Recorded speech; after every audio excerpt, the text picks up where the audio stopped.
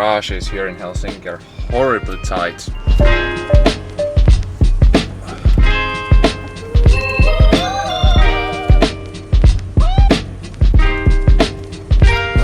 Jesus Christ, we made it out.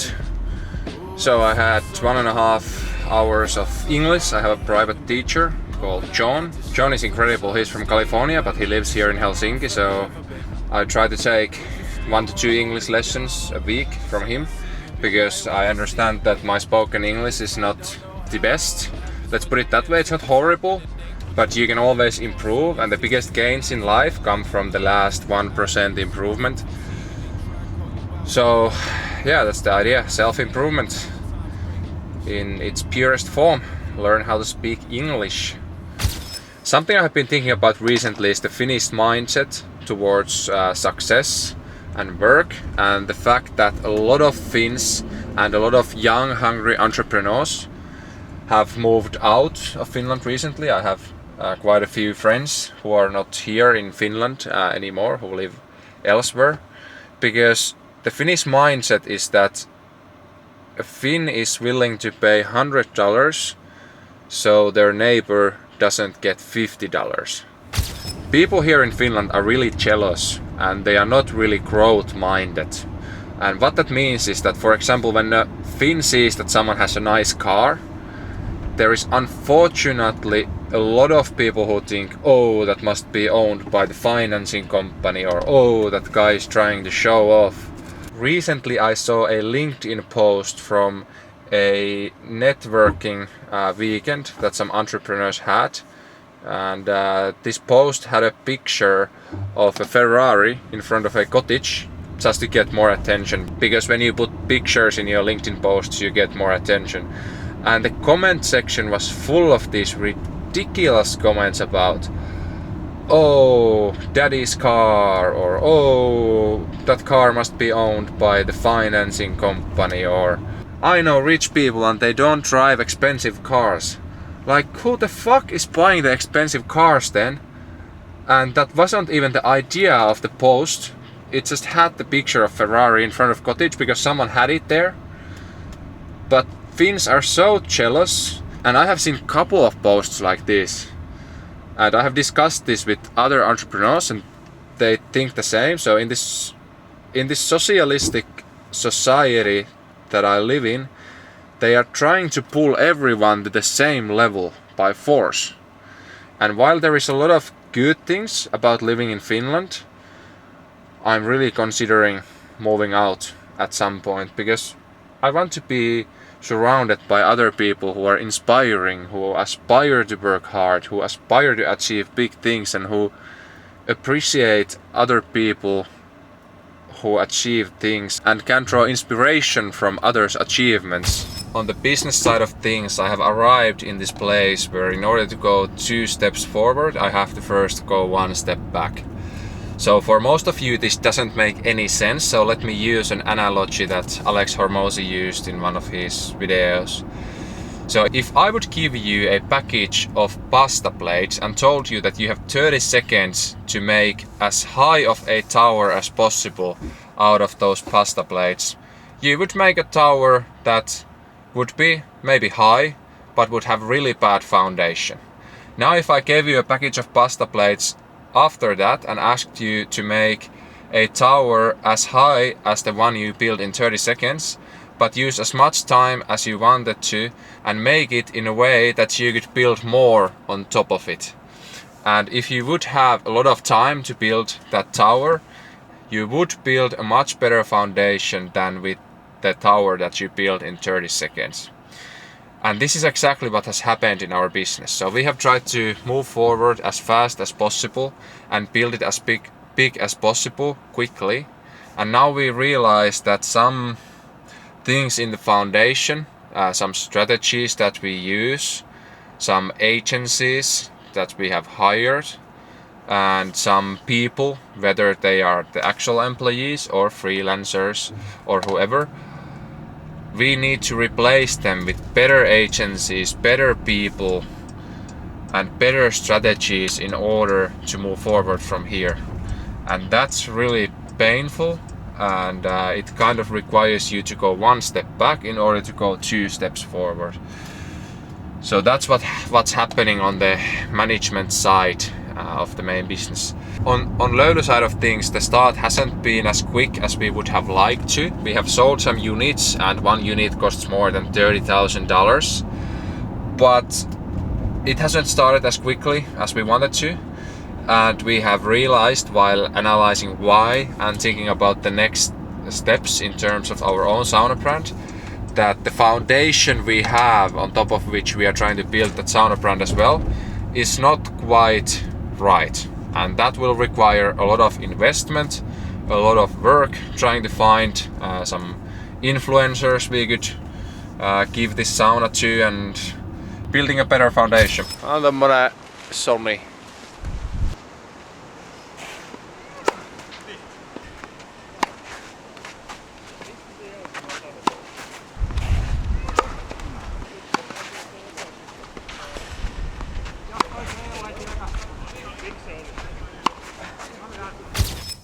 Who do we have in the back seat?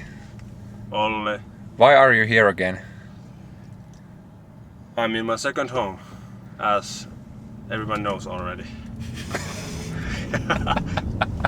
Each vlog that you put out under. You like sleeping on the floor? Yes. Or you love our air mattress? Yes. It's so much better than your own bed. Yes. When I came back to Helsinki, I was like, it's good to be back at my own bed. And what are we up to next? We are going to Valo. What is the place called? Valo Work and Hotel and work. Hotel and Work. Sauna and cold plunge place. As embarrassing as it is, we own a lot of saunas, but none of them are in use in our own apartment. Yes, that's sad.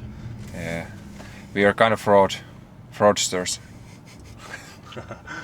No Sauna bros. No sauna in the Helsinki apartment. Boys after the sauna. Look at my eyes. Someone tried to hit on you, nothing new. Someone tried to hit on you as well in the sauna. Nothing new. Okay, both of them are running away from me. I forgot my fucking phone in there.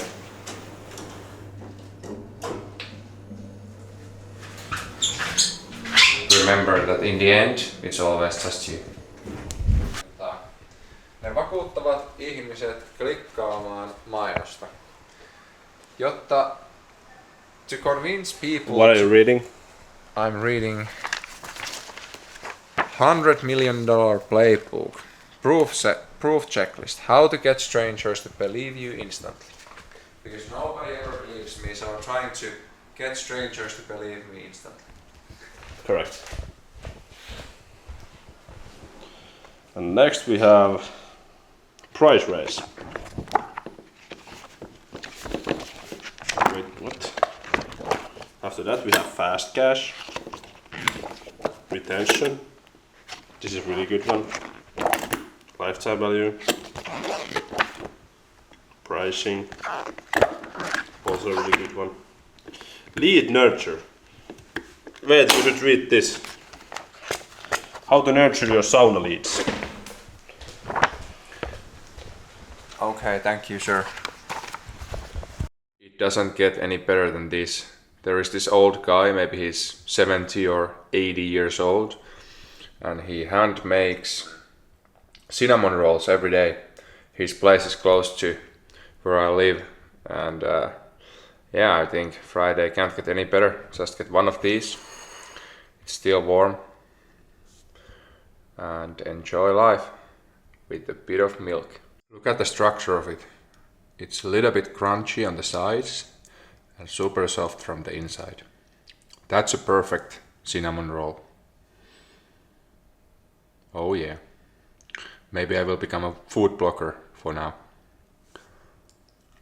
So I went to a book launch event here in Helsinki where Finnish author and professional sauna designer Lassi Liikkanen released his book about Finnish sauna building, how to build your own Finnish sauna. And resources like these are golden for our company for a couple of different reasons. Firstly, when everyone who works at our sales and customer support is going to read this book, they have to read this book, they will be more capable than any of our competitors in advising our customers on whatever they need help with, like building a foundation for your sauna or insulating your sauna walls or all of that stuff that we don't even sell. So we don't sell anything for building your sauna foundation, but if we can help the customer and give a lot of value up front on any topic they might need, they will trust us, they will link our brand with value, and eventually it's more likely that they buy from us if we know what we are talking about. Secondly, the big thing is that we have hundreds of different YouTube video ideas inside this book written by a professional. So we can just pick a chapter from here. Let's say we pick a chapter about sauna bench construction, and we can make 2 to 3 long form YouTube videos about the information that is written right here. Obviously we know this stuff anyways, but we can get a lot of new ideas and a lot of basically new scripts for our YouTube videos. Let's say we take this book and we make 100 YouTube videos about the topics covered in this sauna building manual over the next year. If an average one video gets, let's say, 2,000 views, we have 200,000 people who have received value from us for free on YouTube. And there is some sort of likelihood that those people will then think positively about our brand and purchase something. So that gives us a competitive edge. That's why books like this are like golden resources for businesses, even though this has nothing to do with business itself, but everything to do with what we sell as a business. Smart people learn from their mistakes, but super intelligent people can learn from the mistakes of others. So let me tell you one of the biggest mistakes I have made this year, and it's once again related to outsourcing. So I have outsourced the areas of my business completely without looking at them at all in multiple months at a time. Think about outsourcing accounting or sales tax related things and not looking at the sales tax software for 3 months. Let's say not logging into the software at all in 3 months, or outsourcing something like Google advertising and not looking at the ads for 6, 7, 8 months while you're spending $60,000, $70,000 even a month on that department. Or think about outsourcing following up leads, which might be one of the key functions of your business, and not looking at how the leads are followed up or how the CRM is used for multiple months. So ladies and gentlemen, outsourcing is what you should do. So you should get as much leverage for your thoughts and your visions as possible if you want to build something big and impact a lot of people's lives. But when you outsource things, there is 2 super important things you need to consider. Firstly, you need to know what good looks like in that department. And secondly, you need to supervise the outsourced processes or areas of your business somewhat carefully, at least in the beginning of the partnership. Let's go over both of these things.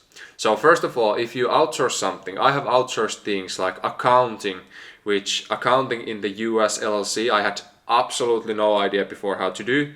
I didn't want to know how to do it, I wasn't interested about it, so I completely outsourced it.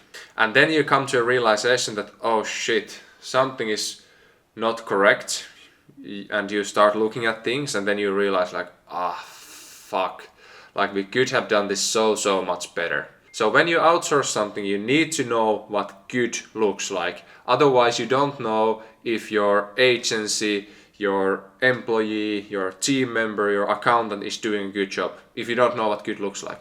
And secondly, when you outsource something, let's say you hire an agency to run your ads, you need to look into the account every month and you need to communicate with the agency what you want to be done, and you need to supervise them, because if you do like I did, you don't log into your ad account for 6, 7, 8 months and you spend $40,000, $50,000 or $60,000 a month on advertising on that account.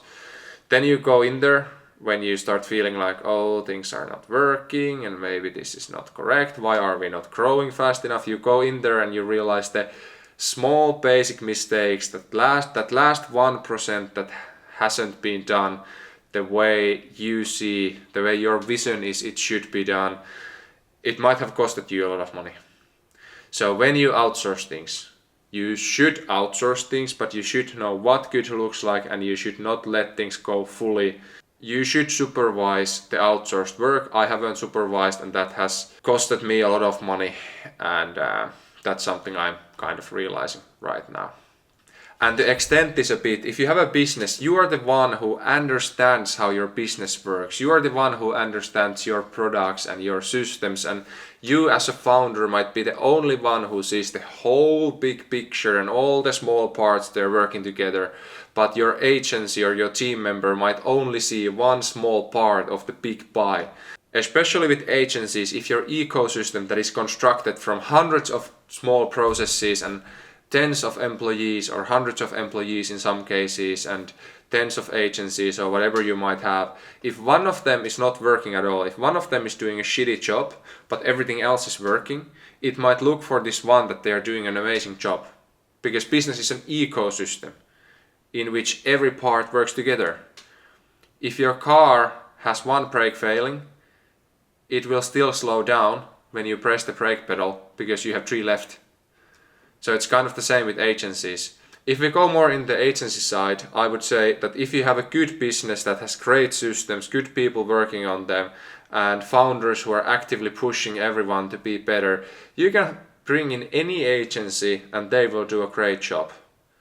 But if you have a shitty business, you can't bring in an agency and expect them to do a good job, because no one agency can fix the problems in other departments. But the challenging thing is that when you have an ecosystem that is working really well, how do you know that your individual agencies or individual employees or individual contractors are doing their job the best way they could? Well, you can't. That's why you need to supervise. Last thing I would say is that if I would have an agency, I would firstly focus on getting more clients, because that's how you grow a business. You need more money in every month. That's how business grows. And secondly, I would focus on retaining the current clients. So if everything would be looking great, I wouldn't be pushing to improve that last 1 to 2%. But in today's day and age, where we have infinite leverage around us, pushing to improve on that last 1%, on that last small detail, getting that right is what separates winners and losers from each other. So if you want to be a winner, outsource better than I do. People, let me know what you want to know in the comments. Looking forward to your comments. What do you think about my new glasses? I think pretty cool. What a selfish thing to say. In the next vlog, we are going to USA. So stay tuned. We will have a small business trip in Chicago, LA, and Las Vegas. So that will be quite a lot of content. It's me, Mike, and then Olli is coming with us as well. So keep you posted. Let me know what you want to see.